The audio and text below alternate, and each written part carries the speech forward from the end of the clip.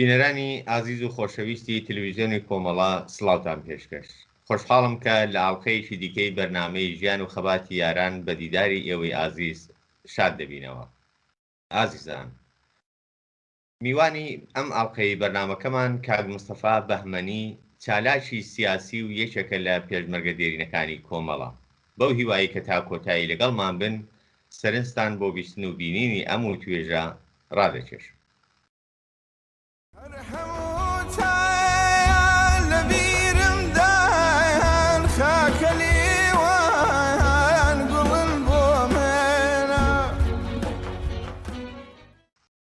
کاک مستەفاجان سڵاو، ئەم کاتت باش و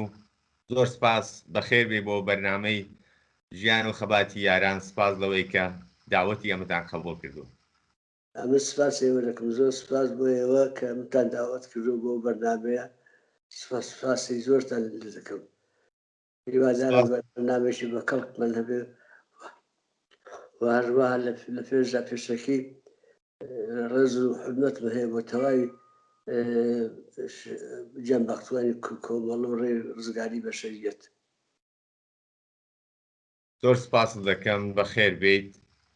کاک مستەفاجان، پێم خۆشە سەرەتا بۆی کە بینەرانی بەرنامەکە بۆ جارێکی دیکە لەگەڵ بەڕێستان ئاشنا بنەوە، بیۆگرافیەکی کورتی خۆت ئەگەر باس بکەی و خۆت بە بینەران بناسێنی. سپاست دەکەم. بەڵێ ئەمە نێو مستەفایە، شۆرتم بەهمەنیە، خەڵکی سابلاغە مەهابادم. لە مەهاباد لە 24 ئیسفەندی 1327 لەدایک بووم لە گەڕەکی مزگەوتی سوور. بێژگە لەوە چی لە فەرموویڵم، لە تحسیلاتی ابتیداییشم لە هەر لە مەهاباد بووە هەتاکو کلاسیکر لە مەدرسەی فردەوسی. ئەلبەتە ڕاستەکەشی بڵم، هەموو شاگردێکی تەمبەڵ بووم لە مەدرسە. یا ڕەت دەبووم یا ناپلیۆنی قبوڵ دەبووم. هەتا کلاس شەشم لەوێ تەواو کردو. دوای بۆ ئەوەڵی دەبیرستانیش هەر لەوێ بووم، هەر لە مەهاباد بووم. بەڵام ساڵی 31 کە بەرابەر بوو 1931 کە ئەو وەختی تەقسیم ئەراضی کرا لە ئێران. بەڵام پێم وایە شکستە نەفسی دەفەرمووی، ئەو جۆرەی کە باز دەکەی تەمبەڵ بوو بێتی لە مەقتەعی دانیشگاوشتەدا خۆ نەدەیتەوە، بێگومان توانیتە تەلاش بکەی و بخوێنیت بۆیە گەیشتی بە مەقتەعی دانیشگا. وەڵای هیوادارم وابێ، بەڵام بۆ خۆم پێم وایە مەدرەکم هەیە کە ڕەت بوومەتەوە ئیبتیدایی. وەڵا جاری وا بوو کە ئەنە بڵێ نمرەی 1 وەرگرم 1، بەڵام دواترم لەسەر چاک بووم و قبوڵ دەبووم. زۆر باشە. کاک مستەفاجان، دیارە باسی دەورانی تەقسیم ئەرازیت کرد، بەو پێیەتۆ باش ئەو سەردەمەت لە بیر دێت. من پێم خۆشە وەکو پرسیارێک لێت پرسم کە چه هۆکارێک بوو بە باعیسیەوەی کە شاه دەست بداتە پرۆسەی ریفۆرم یا تەقسیم ئەرازی؟ ئەوە چه زەرورەتێک بوو و دوایە پرۆسەی تەقسیم ئەرازی چه عوارزێکی بە دوای خۆی داهێنا؟ وڵای ئەو جوورەکە من بۆی لە بیرم بێەوە بوو کە بەڕاستی کاسەکە پڕ بوو، زوڵم و زۆر یەکجار زۆر بوو. پاشانەکە دەورەیەکی ملوک و تەوایفی بوو، خودی حکوومەت ئەوەندە دەسەڵاتی نەبوو. جا بۆی کە دەسەڵاتی بێ بەسەر خەڵکەکەدا ئەو کارەی کرد. لە هەر گۆشەیەکی ئێران، لە هەر گۆشەیەکی کوردستان بۆ خۆی کەسانێک حاکم بوون کە لە مەقابل دەسەڵاتی حکوومەتی مەرکەزیدا بوون.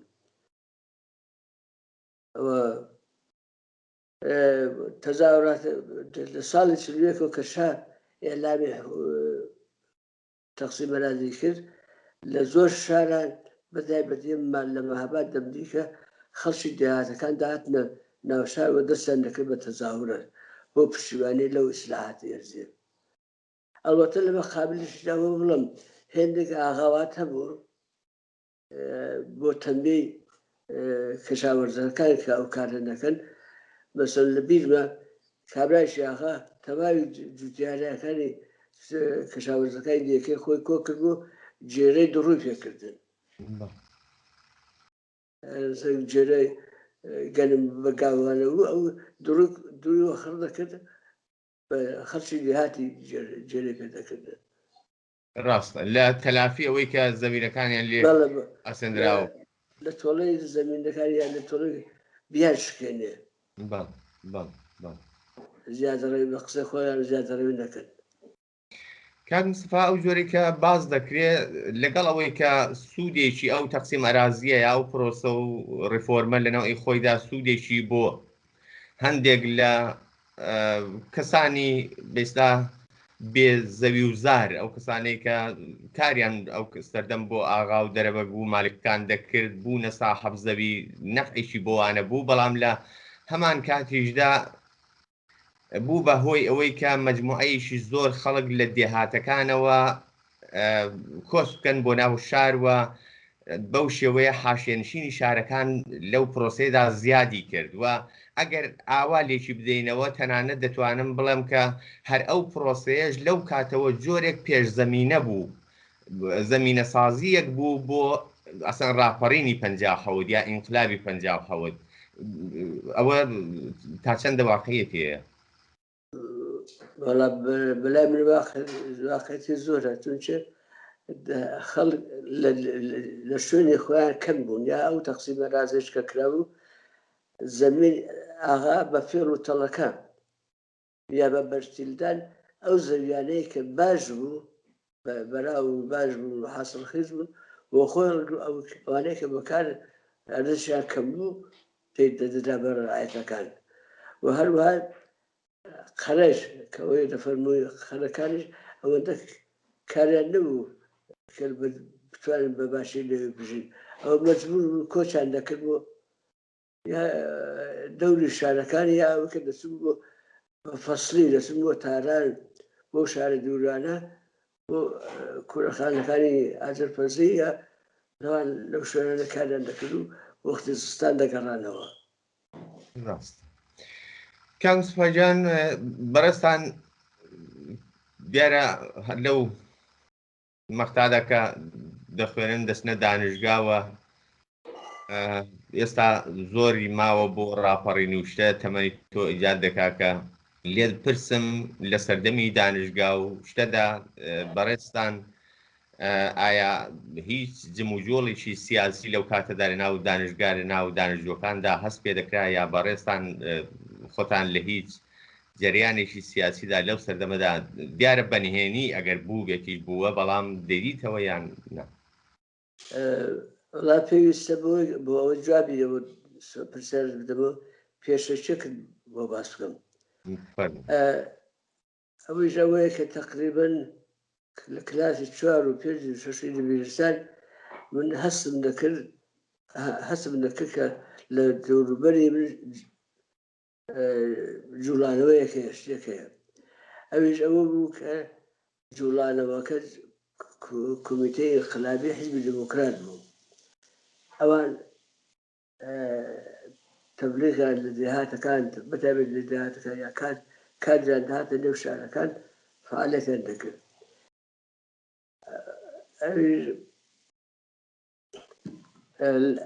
جا من زۆر دڵسۆزانە بەڕاستی کار بۆوانە دەکرد داهات دوایان ناردن ماڵەمە ئەمن ئەوەندەی بتوانێت بەڕاستی ئاگاداریم لە دەکردن ئیمکاناتم بۆ پەیدا دەکردن دوای دەمێنانە دەمبردە ماڵی دیکە یا لە شار بۆ دەرم دەخستن ئەمنیەتیانە دەپاراست بە عیبارەت ئەمنیە ئیمکاناتی بۆ لیباس دەرمان ئەوانە بۆ پەیدا دەکردن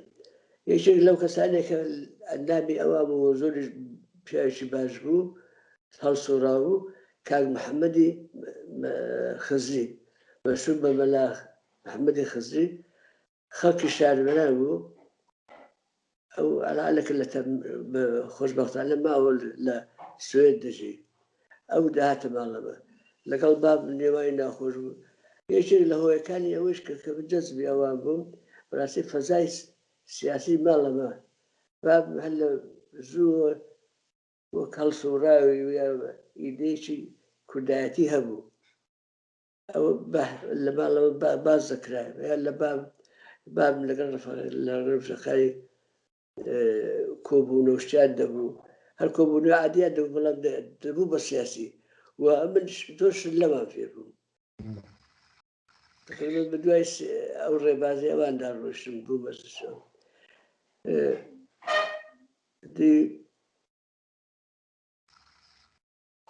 نازانم من پێم خۆش لێدا سوالیشی دیکە بکەم دیارە باسی ئەو سەردەمەت کرد کە لەو سەردەمەدا هەست بە جموجۆڵە دەکرد و لەوانە ئیشارەت بە کۆمیتەی ئینقلابی حیزبی دموکرات کرد من لەبیرمە کە کۆمیتەی ئینقلابی حیزبی دموکرات پێک هاتبوون لە چەندین کەس ئەلبەتە وەک بە بیری خۆم نا ئەوەی کە لە تاریخەکاندا دەیخوێنمەوە هەتا ئێستا لە مێژوودا دەیخوێنمەوە لە زێهنمدا هەیە ئەوەیە کە ئەو کۆمیتە ئینقلابیە شاخەیەک لە حیزبی دموکراتە و مەجموعەیە کەس لەوانە باز لە ئسماعیلی شەریفزادە سمکۆ دەکرێ و سلێمانی موعێنی مەلا ئاوارە ئەوانە باز دەکرێت ئەوە بۆ من پرسیارەکە ئایا سلێمانی موعێنی و سمکۆ خەت و ڕێباز و خەتومەشی فکریان یەک بوو یا بەڕاستی یەک جیاواز بوون چون لەو ناوەدا باز لە ئەحمەد تۆفیقێکیش دەکرێت ئەحمەد تۆفیق کە سەردەمێک لەگەڵ غەنی بلووریان و ئەوانە لە بەشی کۆمیتەی یا بڵێن جەمعیەتی لاوانی حیزبی دموکراتدا خۆ دەبینەوە وەڵا قسە زۆر ڕاستم لە بیر و سوبیڵم کاکسمان بۆ خۆم کاکسمانی شەریفزادەم لە بەردووکانێک لە مەهاباد لە فەرماندارەی دیم زۆر ئینسانێکی باش بوو اختلافی فکریان هەبوو کاکسمانی شەریفزادە زۆرتر چەپ بوو بەنسبەت مەعینیەکان ئەمە ڕەفیقی ڕاستەخۆی راچکۆلان کاخانەی موعینی بووم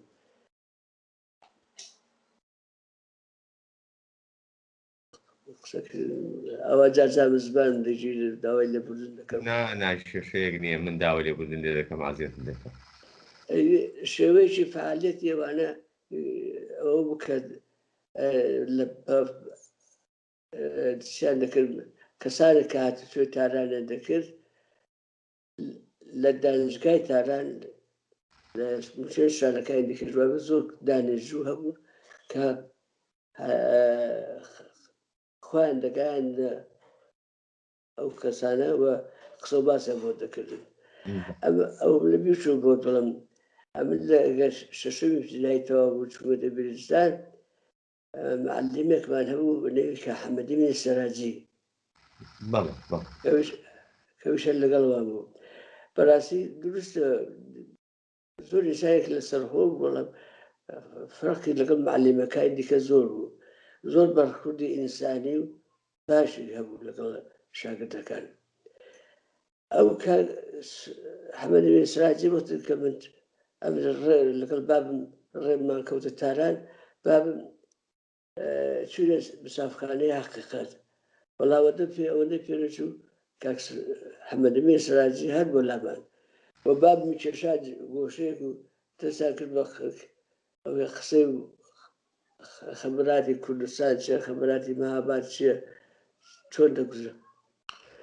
ئەو جوورە ئەو وەختە وانە بۆ کوێستا ئینترنێت وەیە ڕاستەخۆکە بەڵکو کەسەکان دەبوو چوانەکرد یەکتر خەبەراتیان جێراباوە ئەو کە حەمەد ئەمینە ئاخرێک دواتر بوو بە لەگەڵ ئەو کۆمیتەی ئینقلابی حیزبی دموکرات کەوت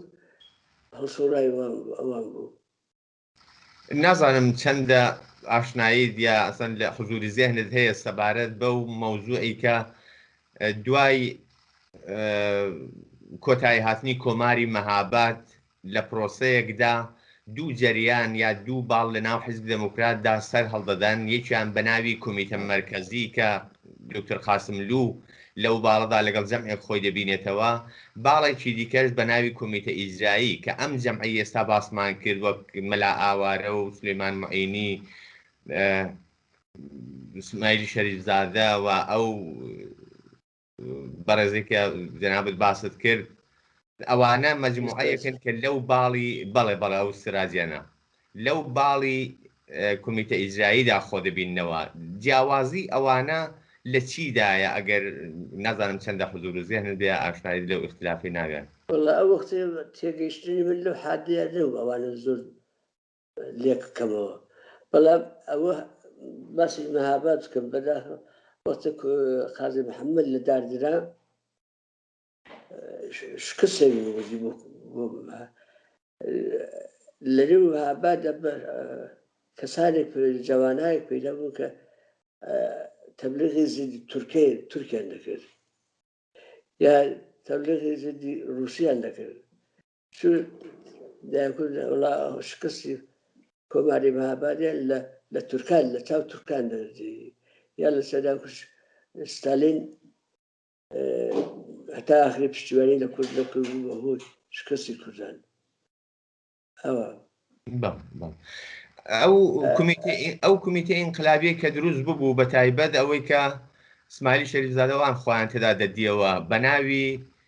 کۆمیتەی ئینقلابی یا کۆمیتەیەکی چریکی بوو بۆ کە خەباتێکی چریکی دێحقانی دەست پێ بکەن. هەدەف لەو خەباتە لە مانای واقعی خۆیدا چی بوو؟ دەیانویست لەکوێ دەست پێ بکەن و چی بکەن؟ خەباتەکەیان چۆن بوو لەو سەردەما؟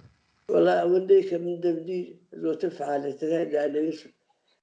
سیاسی بە ئامادەی خەڵکەکە ئامادەکەن بۆ ڕاپەڕینێکی گەورە،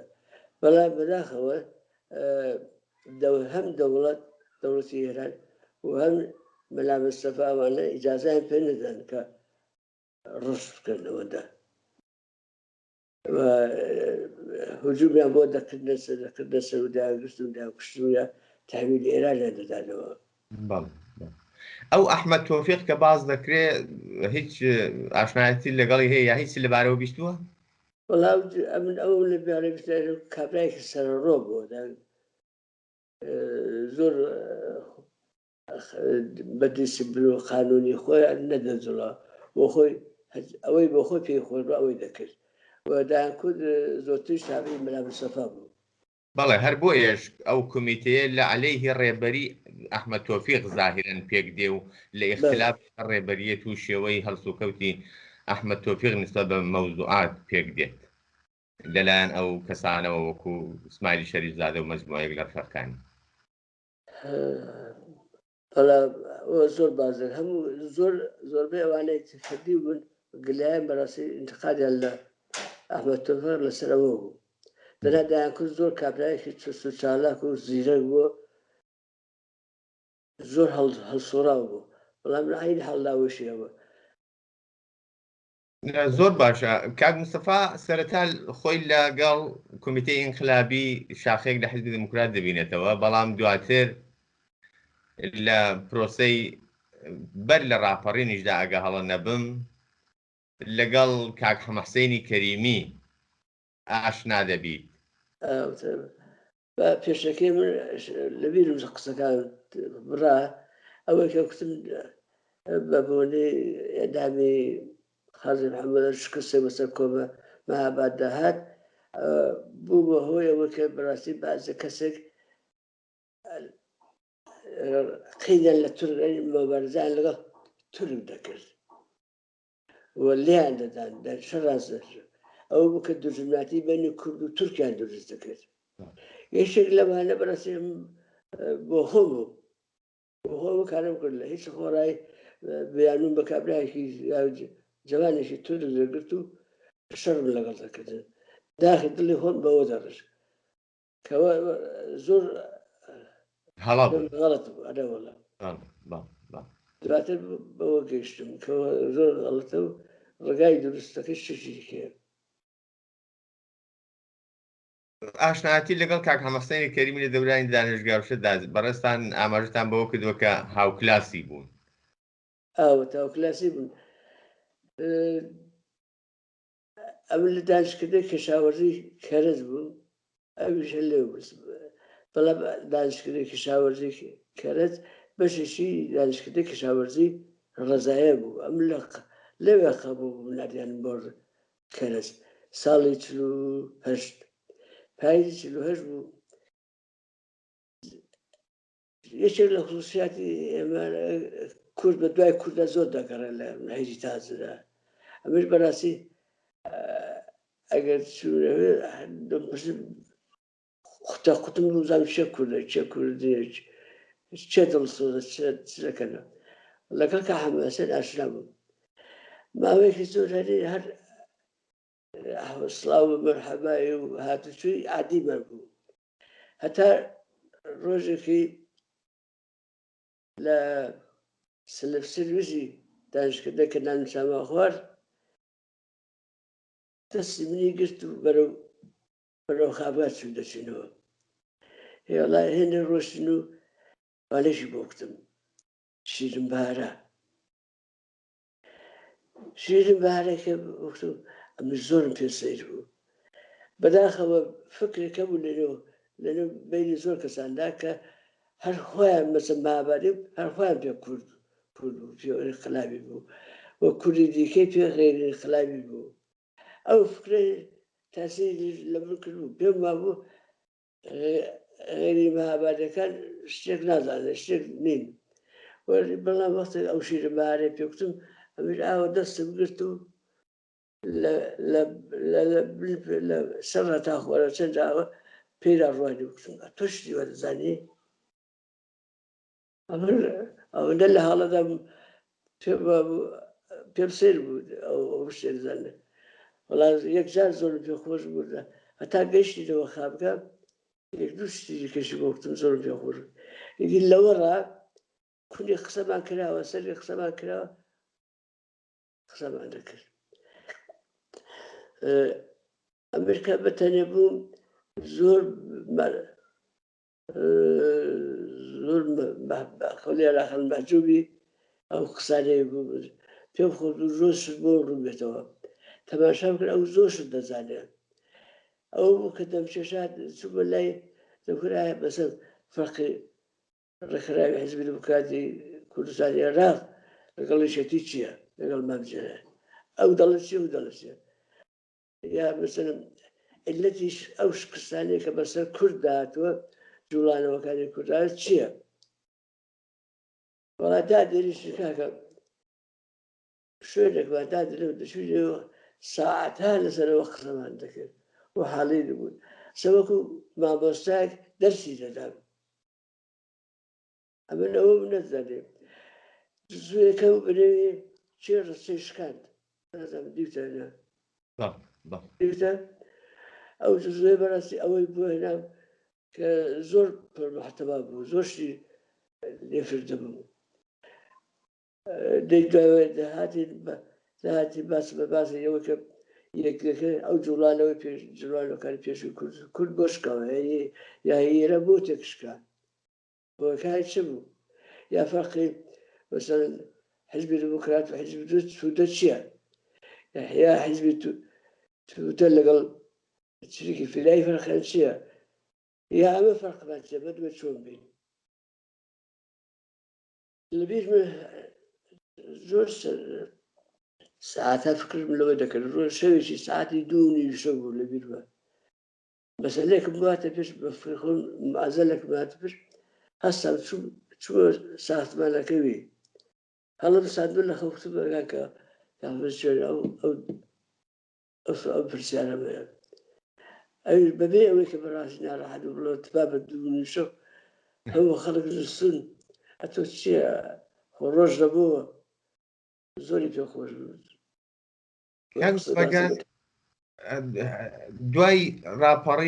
دوای راپەڕین یا شاید هەر وەکو باسم کرد بەر لە راپەڕینیش بەڕێستان خۆتان لەناو بەرەی چەپ لەناو جەریانی چەپداوە لەوانە کۆمەڵ دەبینەوە ئایا هەر ئەو بیرەوەریانەی کە لە کاک حەمەحسێن باسی دەکەی دەتوانێت ئەوە تەئسیری دانابێ یا بۆ خۆت گەرایشێکت بوو بەلای ئەوەدا کە تەزییر نەزەر بکەیەوە لە هەندێک مەسایلی کە پێشتر ئینتقادت لە خۆت گرت لە بازم مۆردێکدا وڵات من بناقەکەی هەرە قسەیە ئەرەوەی ئەو قسانەی پێشوو کە لەوە کە حماسێ کردبن بەڵام ئەمن پێشتر یەک چەند جملێک لە بابم فێر بووم بە لێم دەپرسی شوڕەوی چیە کۆمونیستی چییە کۆمونیستی ئەوەیە کە هەموو کەس نانی هەیە و کاری هەیە و ماڵی هەیە ئەمش قەلە بینەوە پێ ئەوە ئەو قسانێک کە هەمەسەروانم جۆ لێ بوو باس دەکرد تاییدی قسانێ کرد لەوە ڕایدی من لەسەر مەسەلەی کۆمونیزم فەربووم بە ئەو ڕێبازە بگرم ئەوە بوو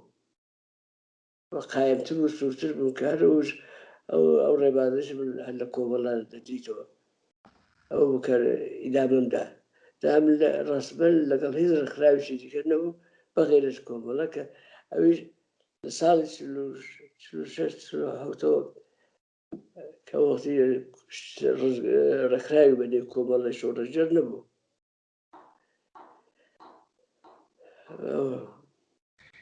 دواتر کە راپەڕین دەکرێت ڕسمان دەبیە پێشمەرگە یان ئەرکوکاری دیکە لە ئەستۆدایە وەڵا من ئەو ڕەفەقانی خۆمان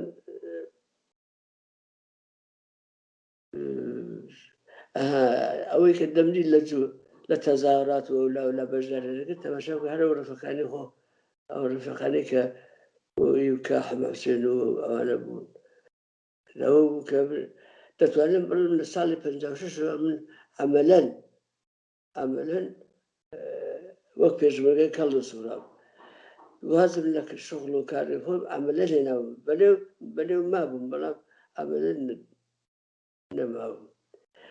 و هەروەها شتێک بڵم ئەمن کاسەکە ساڵی کە دەرسمان تەواو کرد وەکو وەزیفەیەک دانیشتین چ بکەین ئەو کە دوای خوێندنی مەسەلەی سەربازی داهاتە پێشە مەسەلەی سەربازی کە دامانە کە ئەو بچێتە مەهاباد ئەمەش بانە ئەو لە بانە دۆست و ڕەفیق و خزمی هەبوو ئەمەش لە مەهاباد عینی ڕەفیق و دۆست و خزم و کەسم هەبوو هی باش کە جێی باوەڕم کە ئەو لە مەهاباد زۆر هەم ڕەفیقم پێ ناساند هەم کەسم پێ ناساند بۆ خۆشی زۆر هەڵسوورا بوو بە تایبەتی لەنێو جوانەکانی دێهات منیش بەڕاستی مثل 2 ساڵ لە بانە سەرباز بووم بەڵام پێ خۆش 4 ساڵم زیاتر دەنا ئەوەندەم پێ خۆش بوو زۆر بەلامەوە زۆر خەڵکێکی گەرم و دڵسۆز و ئیسانی جوانی باشباشی خەلاوی تێرا بوو ئیشانە بە فەرزە حەمەی عەبدوڵای مەولەوی دواتر بەداخەوە شەهید بوو عەبدوڵای مەولەوی پێم وایە هەر ئەو سەردەم لەگەڵ غەنی بلووریان و شتێش باسی یەکرێت یعنی ئەو چالاکیشی ئەو سەردەمیش بووە لە شوێنێکدا لەگەڵ غەنی بلووریان باسی لێ دەکرێت کە ئەو کمیتەی جوانان یان لاوان و شتە پێک دێنن لەگەڵ کۆمەڵە بووە دواتر ئەمە قەدر نەبێشتۆ کە لەگەڵ دموکرات بێ لە بیۆگرافیەکەیدا باز لەوە دەکرێت کە کمیتەی جوانان پێک دێنن سەرەتا ینی دوای بێستا کۆماری مەهاباد کۆمیتەی لاوانی حیزبی دموکرات پێک دێنن یا لە جریانیشی ئاوادا شتێکی وا دروست دەکەن یەکیان غەنی بلووریانە یەکیان عەبدوڵڵا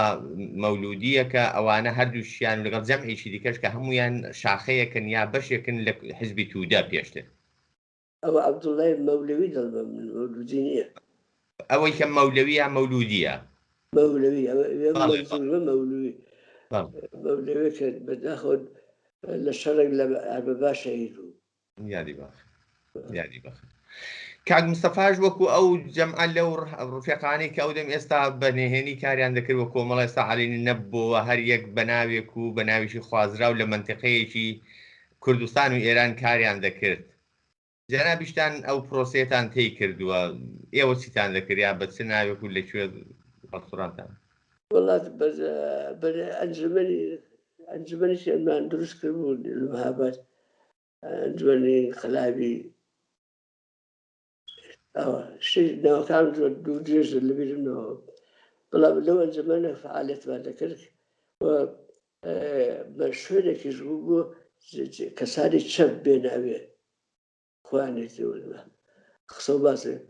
لەو ئەنجومەنەدا بوو کە ئێمە کاک فواد هات و قسەی کرد کاک فواد بەنێوی ئەوەی کە ئەندامێکی یەکێتی جوتیاران لە مەریوان لەودێ قسە دەکا هات بۆ ئەوێ ئەو مەرکەزەی ئێمەش شوێنێک مێمانسەرای مەهاباد بوو ساڵ شتمان لێبوو ئەمن بووم چوم زەبتەکەم پێداکەی باش نەواروانم پێدا کرد وەدە کاکفار قسەی بۆ کردن بە ئەو بە نێوی کابراایکی جوتیارە خەڵکی بانە مەریوانە قسە ئەمە زۆرم پێسەیر بوو کوتمەوە چۆنە کابراایکی فەلای ئەو هەموو دەزانێ 3 ساعت قسە دەکا بە بێوجان ئەو ئیتلاعاتی هەیە زۆر خۆشحاڵ بووم بۆی کە ئیمانم پتەوتر بوو ئەو دەفعی شۆڕشەکەمان سەر دەکەوێت لە پرۆسەی ڕاپەڕیندا ئەو ڕفێقانە بەخۆشتەوە بەڕاستی دەور و نەخشیان بەرچاو بوو لە پرۆسەی ڕاپەڕیندا و دواتر شکڵگرتنی ئەو جەریانەی کە لە عەلەیهی جمهوری ئیسلامی داوێستانەوە بەڵام تا سەرکەوتنی پرۆسەی ئینقلاب دەور و نەخشی ئەو ڕفێقانەوە بۆ خۆشت چی بوو لە ناو جەریانی ڕاپەڕیندا؟ وەڵا دەور و نەخشمان زۆر بەرچاو بوو شعارێکە شتێکە حیزب دموکرات لایەگرای داکرد کۆمەڵە شێباب وەکو کارگ لە ئاژیان قوڵێ بوو ئەمە 36 ساڵە دەیکێت بەڵام وردە تەماشا کرد هەرچی تەزاوڕان خۆ پیشاندان و شتەکان دەکرا دەور و نەخشی لە کۆمەڵە یا ئەو کەسانی وەکو ئێمە بەرچاوتر دەبوو هەر ئەوە بوو کە ئاخرەکەی زۆرتر هەر دەهات و خەڵکە زۆرتر بەرەو چەپەکان بەرەوە ئێمەمانان داهاتر ئەوە بوو کە حیزب دموکراتیش توانای قبوڵکردنی نەبوو مزاحمەتی دروست دەکرێت مەسەڵەن شتێکمە پێکە تەزاوراتی بکەین یا سوخەڵان بکەین داهاتن ماشێنی باریان لێنە بە بوخلدان بە بوخلدانی گەورەدان بیشێنێ یا ئەوەیکە شعاری برژی حیزب دموکرات ڕێبرێ خەبات زۆر باشە کۆمەڵە بە قەولی حیزب دموکرات ئەو کادوەکو کاری لەژێر ئەرزی سەردەردێنێ بەڵام بەعکسی هەموو جەرانەکانی دیکە زۆر زوو کۆمەڵایەتی دەبێتەوە زۆر زوو جێگە و پێگە بۆ خۆی پەیدا دەکاوە زۆر زوو لە ناودڵی خەڵکدا جێ دەکاتەوە دەبێت بە ئەو هاوسەنگی هێزێک کە چاوەڕوان دەکرا بە تەواوی تێکی دەدا و دەیگۆڕێ پێم خۆشە لە زمان کاک مستەفاوە تایبەتمەندی خصوصیاتی ئەو جەریانە کە کۆمەڵەی ناوە دوای عەلەنی بوونی دوای ئاشکرابوونی و دوای ئەوەی کە دەست دەکات بە هێزی پێشمەرگە وەرگرتن و خۆڕێخستن چییە بەڕاستی جیاوازی ئەو جریانە لەگەڵ جریانەکانی دیکە چۆنە؟ هەر لە خۆراوەکو حیزب دموکرات وەکو کارکار خوڵێن نەبوو وا نەبوو بەڵکو بەڕاستی بەهۆی ساڵها فعالەتی دێنی پێشوو بوو عەرزم کردی کە ئەمە لەگەڵ کاک حوسێن دانیشتین چەند پێش ئەوەی کە فاجعاتی دانیشتین کە چ بکەین تەقسیمی کارمان دەکرد ئامۆزشی دەداین ئەوە بوو کە من لەنێو خەڵکدا دیاری بوو ناسراو بوون ئەو وەختێک کە ساڵی 57 و 56 انقلاب و تەزاوڕات دەستی پێ کرد ئەمە بۆ خەڵک نامۆ نەبووین ئەمە داناسی ئەوە نامۆ پاشانەکەم بەڕاستی قسە و باسەکان وە شتێک کە بە تەبلیغمان دەکرد عینی بوو واقعیت بوو ڕاز و درۆمان لەگەڵ خەڵک نەدەکرد زۆر شتی کە ئەمە دەمان کورد بۆ خەڵک وەدی داهات دانیت نەتیجەکەی بۆ نمونە دەمان کورد بابە ئەوەی کە دەوڵەتی ئێران دەڵێ لەگەڵ شۆڕشی کوردستان و دانیشی بسازین ئەمە دەست بەجێ بەرپەرمانە دەست بسازین بەڵام لەولا پادگان داتە خوارێ شەڕی دەکرد ئەوە چۆن لەگەڵ سڵح دەکرێتەوە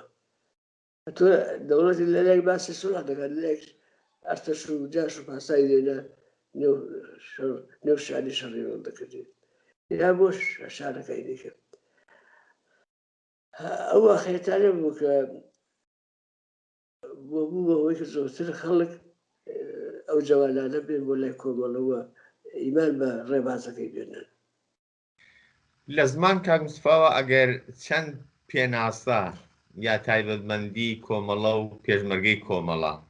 وەکو جریانێکی چەپ و کۆمۆنیست لە ناو کۆمەلگای کوردستاندا پێناسە بکرێت چین بەڕاستی ئەو چەند خاڵە لە زمان کاک مستفا وەکو پێشمەرگەیەکی قەدیم وە بۆ خۆی لە ناو جەرگەی ئەو خەباتەدا بوو یەکە سەداقەت ئەمنیەت بۆ خەڵکی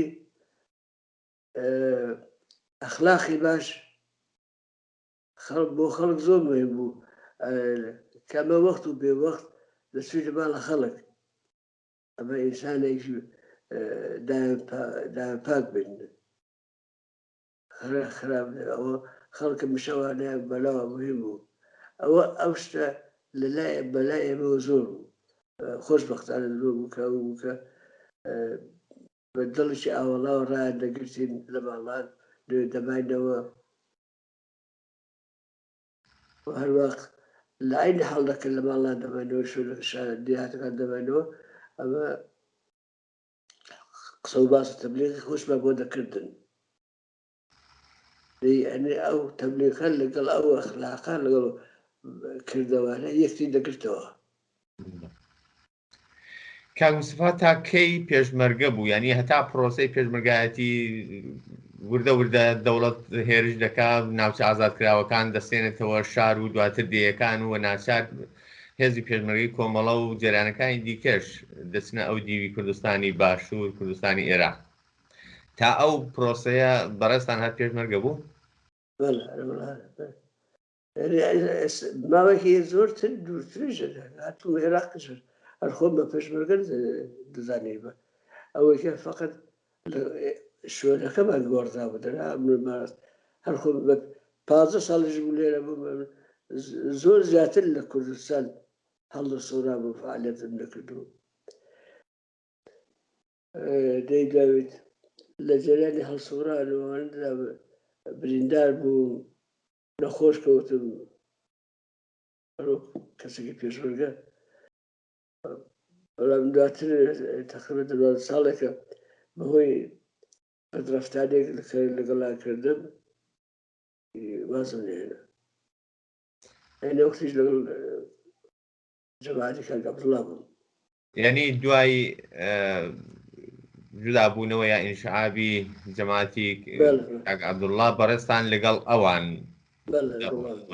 دواتر لە پرۆسەیەکدا بە نەتیجەوە دەگەن کە لیان دوور بکەونەوەوە سەر لە نوێ لەگەڵ کۆمەڵە جۆرێک خۆ تەداعی بکەیەوە یا لەگەڵ سیاسەت و بەرنامەکانی کۆمەڵ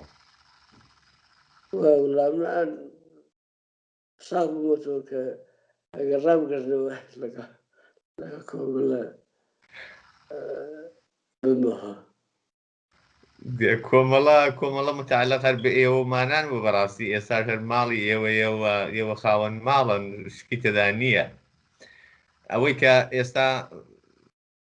جریانێک هەیە کە زۆر کەس بە فەخرەوە بە شانازیەوە باسی دەکات وە زۆر شانازی لە توولی زیاتر لە چواردەیەدا لە خۆی نیشان داوە جریانێکی خۆشنێ و جریانێکی شۆڕژێر جریانێکی سادق لە ناودڵی خەڵکدا جێگرتووە بێگومان نەتیجەی زەحمەت و سەداقەت و ئەرک و تێکۆشانی ئەمسالی بەڕێستان و ڕفەقانەیە کە لەو ڕێبارزدا ژیانیان بەخت کردووە هەر بۆیە کۆمەڵە ماڵی هەموو کەسەوە هیچ کەس لە دەرەوەی ئەو دەریانەیە ئەو چوارچێوەیە خۆی نابینێتەوە مەگەرەوەی کە بۆ خۆی بە باشی بزانێت کە خۆی وا تعریف بکات سپاس. بە هەر سوڕەت من وەکو بۆی کە زۆر ماندوود نەکەم وەک دوایین پرسیار پێم خۆشە ئەو پرۆسەی کە لە کوردستان ڕاهی وڵاتە ئوروپایەکان دەبی وە لە وڵاتی هولەند جێگیر دەبی مختصرێک لەو شێوەی ژیانت خۆ جۆرێک ئاساییکردن لەگەڵ شێوە ژیانی ئێرەوە لە هەمان کاتیشدا کار و چالاکی سیاسیت کردووە بێگومان ئاستەنگەکانی مشکلاتە لەو زمینێدایە لەو سەردەمەدا چ بووە پێم خۆشەوانە باس بکەیەوە دواتر ئیتر ئازێت ناکەین و قسانێ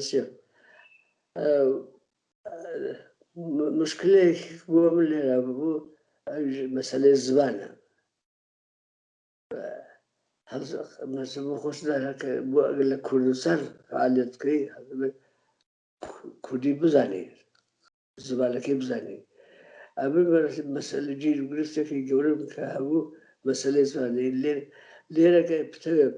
فعالیت بکەی مەیدانێکی زۆر گەورەیە گەورەیە بەڵام بەداخەوە من لەوەیدا کەم دێنم زمانی هولەندەکەم باش نییە هەر ئینگلیسیشم باش نییە چاکردەوە هەر نقصانی هەیە زۆر خۆم بە سەرکەوتوو نازانم هەمیشە وەکو مزاحمێک دەیبینم ئەوەش بڵم نەزانی وەکو جێ هێوە ئەمن ساڵی 52 لەگەڵ کامەژنەکە بوو لە بەرنامەی کۆبوونەوەیەکمانە بوو ئەمن لە شرکەتێکی ئەترافی دەوروبەری شاهینێش کارم دەکرد کە تورکن و کوردیشی کەمترە قرارێکمان هەوت بۆ کۆبوو جەلسەیەک لە 25 ئۆردوبێشتی ئەنجامدوو بەڵێ ئەمن دەچوو بۆ ساخت قەرارەکە تەسادف کرد بەمە ماتۆسکلێت لە شوێنێک بە نێوی کوورەخانەی ئازەرمیر یەک دەفە یەک ستانێ زانیمە خەوم لەکەوت دوای وشار ئەمە تەسادف کردەوە دوو نەفەر جەوانی تورک ئەمن هەڵدەگرنەوە دڵتەشا دەکەن وەک کەسێکاوە وەک چۆ مشکێک سەر دەبڕین هەڵبەزێتی بەڵاوی ڕادەوەستناکە لە بندبە تاکو ماشێنێکی باری کە خیزی پێە دێ ئەم لەو ماشێنی بارێ دەخەن دەمەر بۆ بیمارستان لە بیاندۆ دوای چەند سعاتێک کەم وەژدەم و لێم دەپرسن تۆ چێ و چێونی نێوچێ و ماتان لە شوێ خلاصە من شمارە تەلەفۆنی ماڵە خۆمان دەڵم شمارە تەلەفۆنەکەش بە غەڵەت دەڵم شمارە جیران دراوسەکانم دوو وڵا جیرانەکەمە دەڵەوە من لێناسم بە خلاصە مامورانی کارمەندانی چۆ بڵێ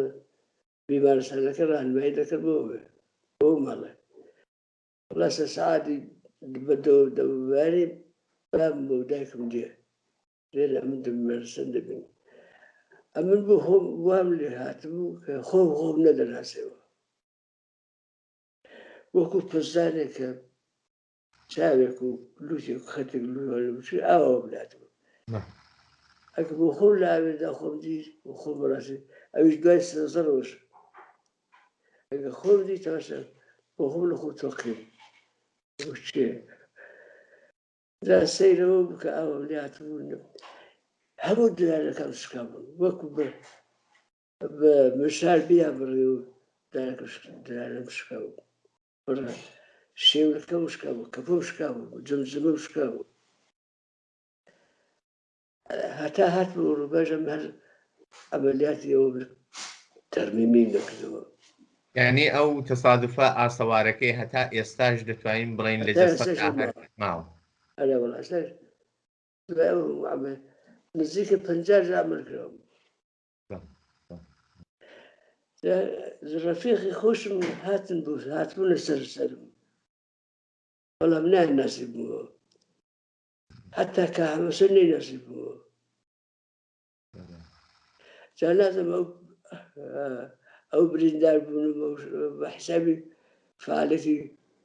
كومبلا ذات اللي بحسابك شخصي هیوادارم بەبارەی خێرەکەیدا بنووسێ بۆ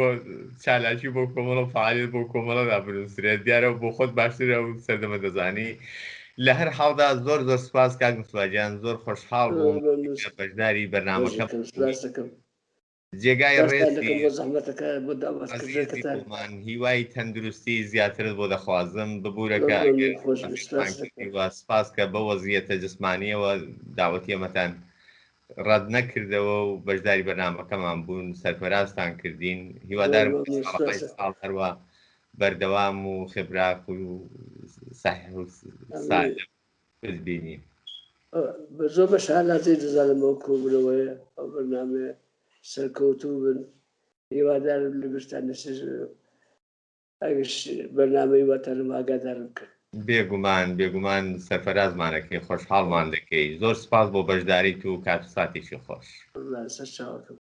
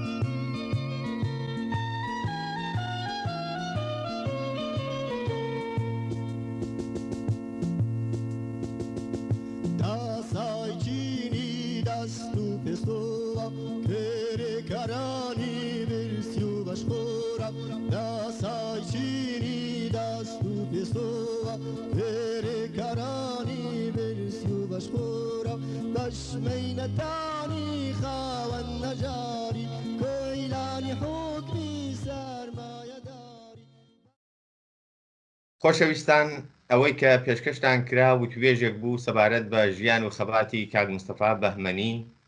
یەکێک لە پێشمەرگە دیێرینەکانی کۆمەڵە بەو هیوایی کە کاتوساتێکی خۆشتان لەگەڵ بەرنامەکە بەسەر بردبێت تا ئاڵلقەیەکی دیکەی بەرنامەی ژیان و خەباتی یاران هەمووتان بە شادی دەستپێرم